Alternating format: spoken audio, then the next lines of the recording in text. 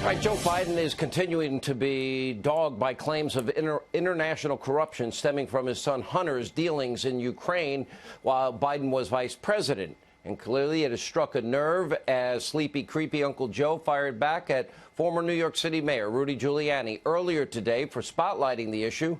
Here to explain more is attorney for the president, former New York City mayor, well, the country's mayor, Rudy Giuliani.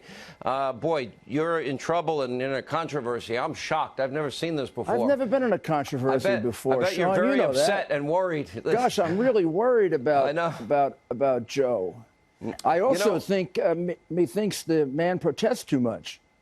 Look, Sean, it's a case that is crying out to be investigated. If it doesn't get investigated, we just don't have equal justice in this country.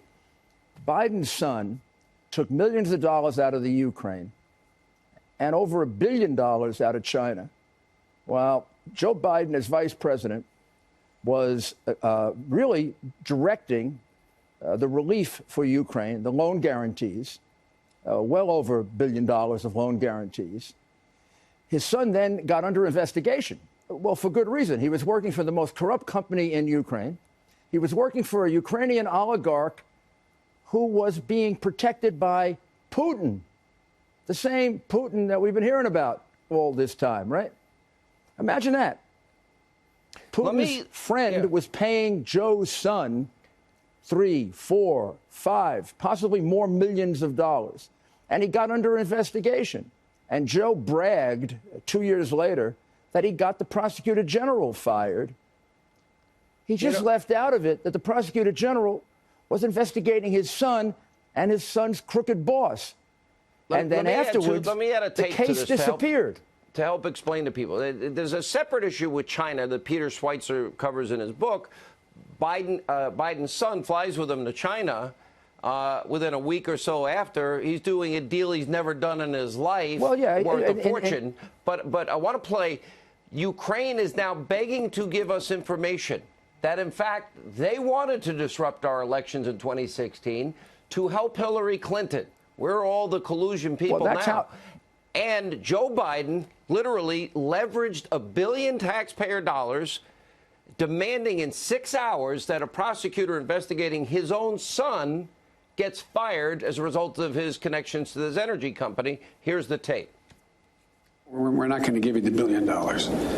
They said, you have no authority. You're not the president. The president said, I said, call him.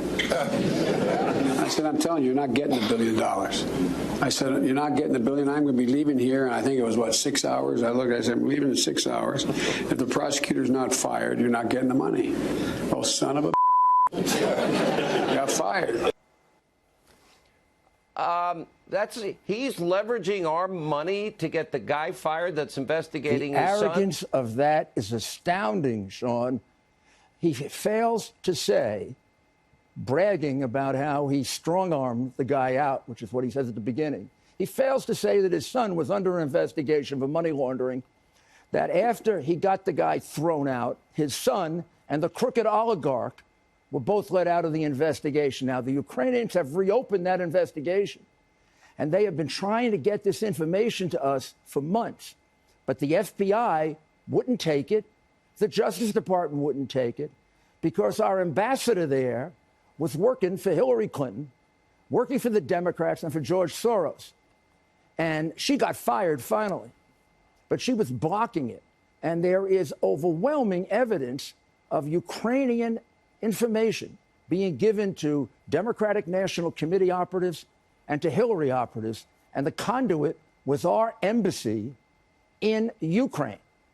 And I'm not just saying this. There's a court decision in Ukraine that nobody here paid attention to in December of last year, finding an individual guilty of passing on information to harm Donald Trump, and they find him guilty under Ukrainian law. That man is now one of the chief advisors to the new president-elect of the Ukraine, which is the reason I canceled my trip. They're willing to hand us this evidence, and they're admitting that they were trying to influence our elections to help Hillary.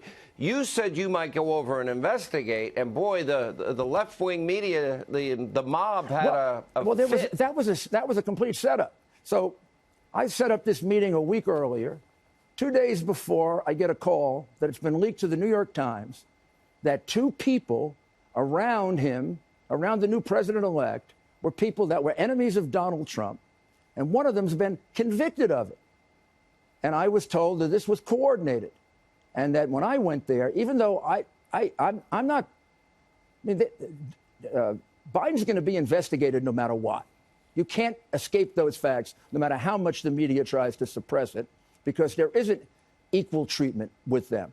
But I want to make sure they don't suppress the investigation of all of this information and all this dirt that they were digging up that goes back at least as early as January of 2016 with a meeting in Obama's White last House. question. Will you go there?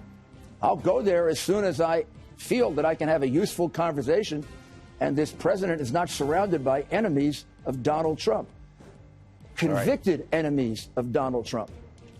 Unbelievable story, and him bragging on tape about holding American money hostage, not telling that little part about his son and the amount of money both in China, Ukraine, and the attempt to influence our election. We're all the I believers. We're all the collusion people, just like we're all the obstruction people when it comes to Hillary Clinton's email server. Or I believe Kavanaugh when he's in high school, but silence when it comes to the lieutenant governor of the Commonwealth of Virginia. All right.